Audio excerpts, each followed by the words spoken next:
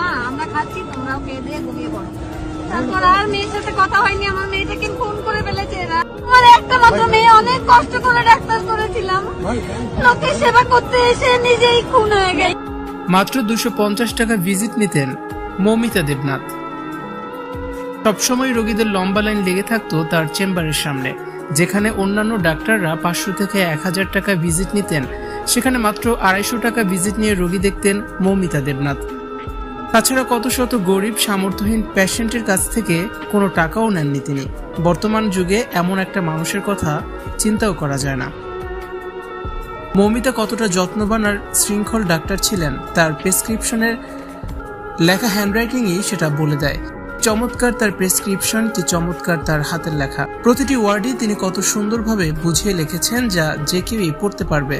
যেখানে অন্যান্য ডাক্তারদের প্রেসক্রিপশন লেখা দেখে চোখ কপালে উঠে যায়, ফার্মাসিস্ট ছাড়া কেউ পড়তে পারার, সেখানে মৌমিতা কত যত্নবান ছিলেন, কত সুন্দর করে সময় নিয়ে প্রেসক্রিপশন লিখতেন, কি দেখতেনও সময় নিয়ে।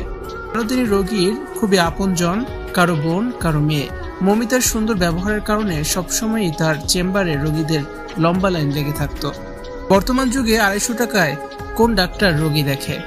মৌমিতার লেখা একটি প্রেসক্রিপশন সোশ্যাল মাধ্যম জুড়ে ব্যাপক ভাইরাল হয়েছে। মৌমিতার প্রেসক্রিপশনে থাকতো খুব সহজ ও সুন্দরভাবে লেখা ওষুধের নাম ও নিয়মাবলী তিনি খুব সুন্দরভাবে লিখে দিতেন। বাংলা হারিয়েছে গুণী একজন ডাক্তার। মৌমিতার লেখা এক পাতার এই প্রেসক্রিপশনে চোখ বুলালে আপনার বাংলা ভাষার প্রতি ভালোবাসা বাড়লেও এই বাংলার প্রতি ধিক্কার চলে আসবে। যে বাংলায় মৌমিতার জীবন শেষ, স্বপ্নগুলো চূর্ণ বিচূর্ণ হয়েছে।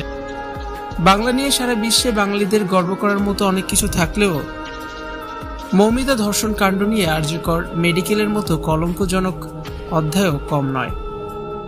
ভিউয়ার্স, মৌমিতার সাথে ঘটে যাওয়া এই নৃশংস ঘটনা আপনাকে কতটা অবাক করেছে কমেন্টস করে অবশ্যই জানিয়ে দিন।